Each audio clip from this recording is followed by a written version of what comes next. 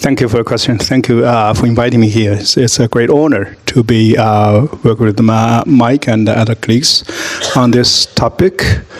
As far as the very recent restrictions on the rare earth, I personally perceive it as sort of a strike back. It's like tit for tat against the moves adopted by the Trump administration after the talk in Europe, very recent talk, it should be measured. After measured talk, theoretically, both of us, I believe that we have already got some agreements. There's going to be sort of trade war truce. But unfortunately, there were several moves from Chinese perspective unacceptable, which signals to China is like launching a new wave of offense. So we have to fight back to discourage that kind of movements, including adding the sort of the fees on the Chinese ships and more restrictions, the expansion of several dozen Chinese companies of the entity list, blah, blah, that kind of things. But from my personal understanding, there's a disconnection between Trump administration, the cabinet, and the bureaucratic system. Because the bureaucratic system is doing things routinely and gradually, and maybe recently they got the process to say, hey, we are going to charge that fee on the Chinese ships, and we are going to put these companies into lists. But maybe to some extent, the Donald Trump himself, he may know, but he did not aware that these moves, these new moves, would be perceived by China's side as violating the agreement, hardly struck in Madrid. That's the situation. That's my understanding. Not necessarily right, but that's my observation. Then come to the topic of the title of this session, Economic Outlook of 2030. I believe there will be several factors, most importantly, influence the economic performance and the market. Number one, of course, China-US game, big power game in trade, tariffs, in rare earth versus chips, in AI competition, that kind of things. All the things are comprehensively involved in the match or in the competition or, in China's words, struggle between the two powers. But more than that, there will be another element which is relatively independent but also related to the first one, is about the AI bubble. Now that's another topic that I would want to bring in, because nowadays we happen to be at or near the peak period of an obvious AI bubble, because there are a lot of the indexes. So for example, very recently we can see that OpenAI and what's the name of the company? Hardware company, which is which company? NVIDIA. Yeah, sorry. In Chinese, we have another Chinese name for it. NVIDIA and OpenAI. Based on that two companies, there are a lot of other more big players get involved, and by binding together through investment, through purchasing of the products and services, they successfully created a big bubble and an AI version of too big to fail. So in the U.S. economy as well as the financial market. So bubble is a natural thing. Financial bubble is a natural thing, especially when we come to such a innovative, brand new thing, technology, changing our life. But if we look at the chart of the Gartner curve, then we are experiencing maybe very close to peak. And I believe in the coming 5 years, because our topic is about 2030, in the coming 5 years, we will have to experience such a boom burst cycle. So we have to deal with that. Number three is about the geopolitical even military thing. It's not only about mainly not about China and the U.S. It's the wars, conflicts in many places. Of course, Russia-Ukraine war, and the Middle East conflict, and some other places. How can we, calm down these fires and make sure that no other bigger players get involved, so that we can avoid the so-called Third World War? That's also very relevant to our economic outlook. Thank you. Actually, just before our session, I tried to, build up a connection with Mike, and it's really awkward that I find that we cannot get connected electronically with each other, because he do not use WeChat and I do not use WhatsApp. This is a very interesting case. Resembles that the whole world is already being divided into two pieces. Although we personally want to connect with each other, want to have sort of cooperation, but because for security reasons, political reasons, for various reasons, the whole world is divided into two pieces, which reminds me about the term created by Stalin, the parallel system. Yeah. So, as Mike just now mentioned about the relationship between tariff and revenue, I may be the first Chinese scholar who publicly speak out the real motivation for President Donald Trump, why he launches such a tariff war against major trade partners, including China. There was an interview on me back in July 1st, 2019. In that interview, I successfully predicted what he's going to do. And my prediction turned out to be quite accurate in many aspects, even about the numbers, 10% base. And it turned out to be right this year, so-called Liberation Day. The real motivation of the tariff is about collecting enough money to support his domestic agenda, tax cut.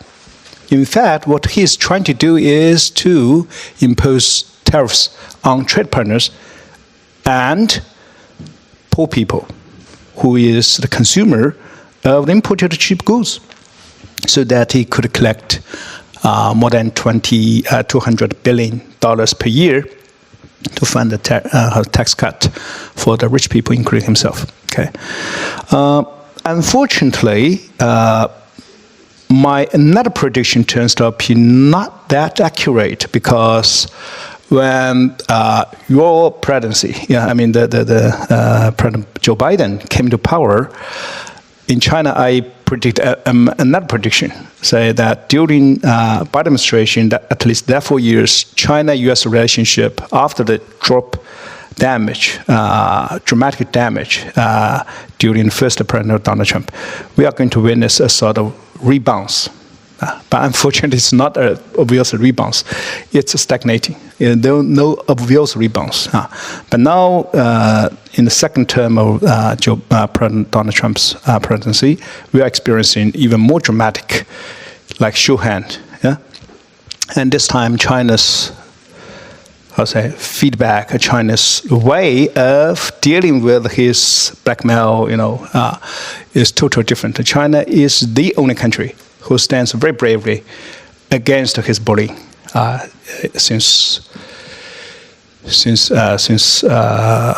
April. And so far, there's still a lot of uncertainties. But in the short term, I'm quite optimistic about the future, because we are going to strike a sort of equilibrium. We are going to reach sort of balance, a stable period, because both sides are very tough on many issues. But from long-term perspective, I'm pessimistic, because at the end of the day, you will have to build up your own supply chain. U.S. side will have to build up its own supply chain on core materials, including rare earth and many other things. And the China side will have to build up its own supply chain on chips, Here's a question of how to avoid being the victims when the two elephants are fighting against each other. So there are some speculative players, who could hardly properly evaluate the situation and have poor understanding about themselves. So some of the people will take risky behavior so that they could be, like a gamble. If you are right, you can benefit from both sides. But that's also, the Holland thing is also a very interesting topic, a very hot topic in the Chinese social media. A lot of debates, a lot of discussions. And yesterday I saw a joke, he said the Dutch Minister of Economics, his behavior is sort of the bank robber, like a bank robber, because it's a Chinese company, and everything goes smoothly. There's no substantial risk for European car makers of being took off or supplied the ordinary chips produced by that company. But he, according to some resources, he want to play something between China and the United States on this case. And he robbed a bank. The result is he only carry away the brand, without cash, because everything, in fact, is in China. The brand is the brand, the board of the brand is in Europe. So his premature behavior, frightened a lot of Chinese investors, because several days ago, before I flew to Europe, I brought a European colleague to dozens of Chinese leading investors. And during the question and answer session, one entrepreneur, Chinese entrepreneur, raised a question and said, hey, I have invested a company in Germany. It's already going smoothly 15 years. We are happy with that, but now I have a concern. Should I move my company away from Europe? Because when he see what happens in Holland, he's really concerned about Europeans. He do not care about whether Europe it's German government or Dutch government. Okay, so I will start from the question of whether there is an AI bubble, and what will happen and when it happens to burst. Actually, I recently made some comparison between the different approaches of United States and China, who is the most important leading countries investing heavily in AI. Obviously, they have different approaches. The American approach, from my personal understanding, is sort of in China we have a word called 修仙. You try to practice, purify your spirit, so that maybe one day, at the tipping point, suddenly you become a god. Yeah, it's like a tipping point. They try to reach a tipping point earlier than the Chinese. The American practitioners in AI, they are sort of like, we have to compete with the Chinese. We are going to be the number one to reach that tipping point, because since then, we are going to, with the assistance of the super smart general AGI, and we could make decisions on almost everything much more smarter than the Chinese. Yeah, that seems to be a decisive win hand, in a game against China. While the China side seems to be a different approach. In China side, I visited some of the AI companies, leading AI companies in China. The majority of them are doing so-called AI plus, which means they are applying AI technologies to substantial factories, substantial, for example, a port, make it a port, everything autonomized, and no man is operating there. Make a factory, 24-hour producing, black light. And very recently, I visited an alumni of our school. who is the owner of an AI company, and he may be the only company in the whole world who is already making profit, net profit, from AI, which produces AI, looks not like human bodies, but like boxes, various boxes. And these boxes can replace the research and development phase for medicine companies. And almost all the major medicine producers are his customers. So they pay huge profit to them because they has their company. That's a crazy thing because the boxes that he produces is kicking professors, PhDs out of job. You know, we all know that's a heavy investment in the research and development process in medical industry, medicine industry, pharmaceutical industry, you know. So that's Chinese approach. We are applying AI to substantial things, replacing not normal people, you know, not the normal assistants, but experts, replacing experts in doing things. But at the same time, we also have some companies like DeepSeek, who is following the suit of the US approach, following the suit of OpenAI and ChatGPT approach, trying to do something like AGI. The problem is we make it open source, which means the Chinese DeepSeek company is like a needle following the bubble that created by the OpenAI and NVIDIA. So waiting to punch it at some point. That's a dangerous thing for the US economy and the whole world economy because you can never charge your customers, no matter how you tell the story, how good your production or your services are good. There's always a Chinese company say, hey, I'm going to provide a similar service without charging anything. And if we look back on the statistics on the US real estate financial market, the price divided by net value, that index, every time it goes through 18 years of a bull market, every time. It's like 18 years. And the very recent one started from early January or February of 2009. Okay, how many years, how many months? So it's very close to a new peak. And my imagination, so put things together, my presumption is, so this time, there's still no difference. There will be a needle. It may be the DeepSeek thing, you know, punch in the bubble of the global AI investment. Thank you very much. 2 points. Number one, about the debt issue that people raised and also Mike raised.